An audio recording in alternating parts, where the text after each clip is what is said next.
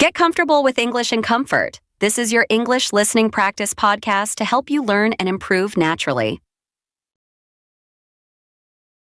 You know, I've been thinking, every English learner has their own way of studying. Some watch movies, some take notes, some practice with friends. That's right. And those are great ways to learn. But what if some of the things you're doing right now are actually making your English worse? There are habits that learners do when learning English that seem helpful, but secretly hold you back. Oh, I forgot. I'm Emily. And I'm Liam. This is English in Comfort. The place where you can learn English while you relax, lie down, or even while you sleep. No pressure, no stress, just natural English and interesting topics. Today, we're talking about 9 bad habits that ruin your English. Stick with us, because by the end, you'll realize that you may be doing some of these habits. All right, let's start with the first habit.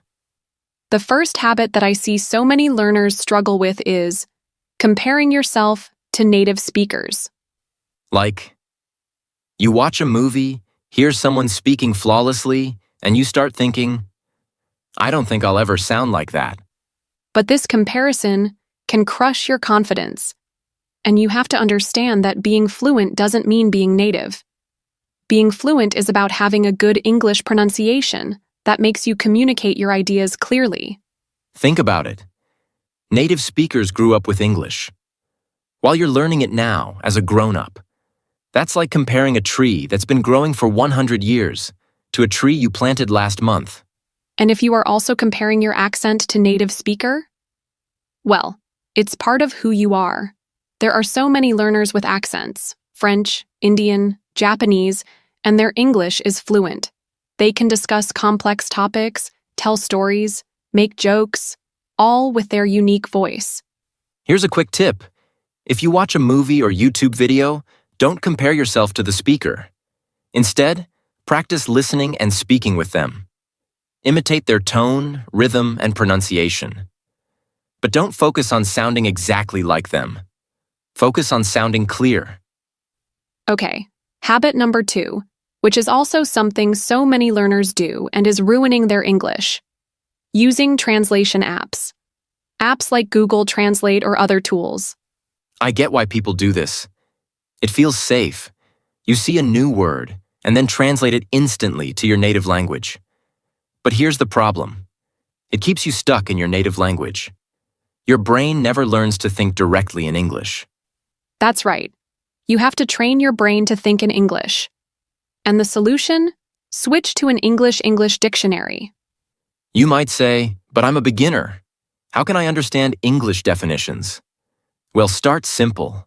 Use learner-friendly dictionaries like Oxford Learner's Dictionary or Cambridge Learner's Dictionary. They explain words in easy English with examples. Let's say you look up the word grateful. The dictionary might say, feeling or showing thanks because someone has done something kind for you. You learn the meaning in English, plus you get example sentences like, she was grateful for their support. You'll also see synonyms. For grateful, maybe thankful or appreciative. Now you've learned 3 words at once. Translation apps can't do that. They just give you a quick word swap, no context, no deeper learning. Here's what to do. Next time you're reading or watching something in English and see a new word, don't translate it. Write it down, then look it up in an English dictionary. Even if you only understand 50% of the definition at first, that's progress. All right, let's talk about the bad habit number 3, something learners love to stress over: grammar rules. People spend hours memorizing tenses, articles, prepositions, but then feel lost in real conversations. Grammar is important, but here's the thing. Real English doesn't always follow the rules. Think about how natives actually talk.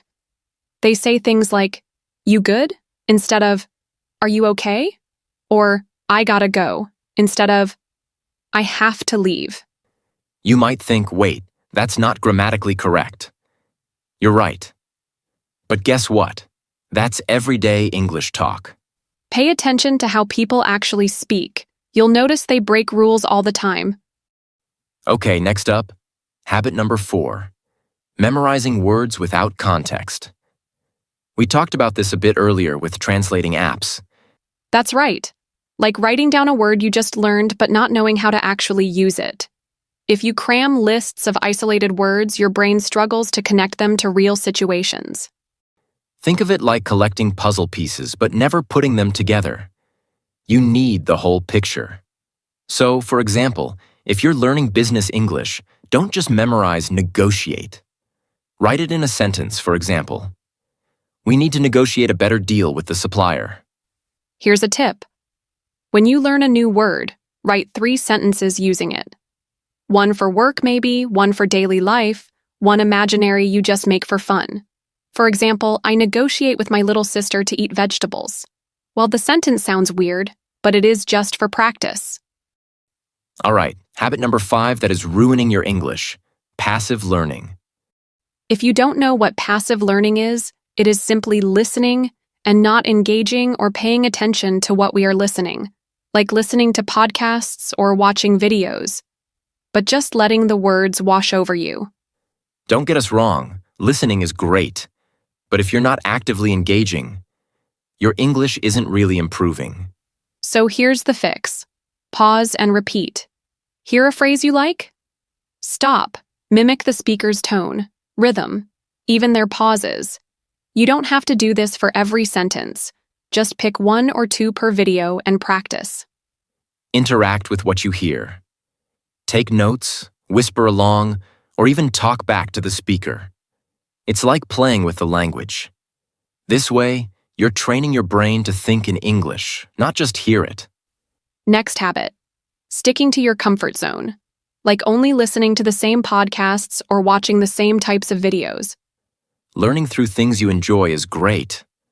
But if you never try something new, your English stays in a bubble. You miss out on vocabulary, accents, and topics that could really push you forward. Someone who is into Scary Stories podcasts might want to try watching videos about climate change. You could suddenly then talk about science, politics, and spooky stories. Your vocabulary expands. News is also a great example. It's packed with formal language, interviews, and everyday phrases, all in one place. True, news are so important. Try a 3-minute news video instead of a 30-minute documentary daily. You'll hear clear pronunciation, new words, conversations. Next habit: relying too much on subtitles. Right. Subtitles are helpful for beginners. They help you connect sounds to words. But if you always use them, your ears never learn to work on their own. You need to process English without the text. Here's what to do. Pick a short clip you've already watched with subtitles. Then, re-watch it without. You'll catch more the second time because you already know the context. Even if you only understand 30%, that's progress. It'll be frustrating at first. You'll miss words, but your brain starts filling gaps instead of relying on text. Habit number 8: avoiding accent diversity. A lot of learners think, I need to sound American, or British English is the only correct English. But English is spoken everywhere. Australia, India, Vietnam, Nigeria, Ireland. And every accent is valid. Focusing on one accent limits you. In the real world, you'll hear dozens of accents, at work, online, while traveling. If you only train your ears for American English, you might struggle to understand a Scottish coworker or an Australian client. Right. So here's the tip. Try listening to English podcasts from different countries. For example, BBC for British, ABC News for Australian. You just have expose yourself to different accents. Because English is a global tool. The more accents you hear, the more confident you'll become. Last habit that is absolutely ruining your English is fear of making mistakes. Most learners avoid speaking because they're scared of sounding wrong. But in reality, mistakes are how you improve. If you never speak, you'll never know what to fix. Think about it. Kids learn to walk by falling. If they avoided falling, they'd never walk. Same with English. For example, if you say, I go to park yesterday, someone might correct you, I went to the park. Now you've learned the past tense. Your goal isn't perfect English, it's communication. If people understand you, you've already won. And that's it for today's episode. Be honest and let us know in the comments. How many of these habits are you doing? If you found this helpful, share it with a friend who might need it. Keep practicing, keep learning, and take care, everyone. Let's take a moment to go over some useful words and phrases you heard today. These can help you sound more natural and confident when speaking English.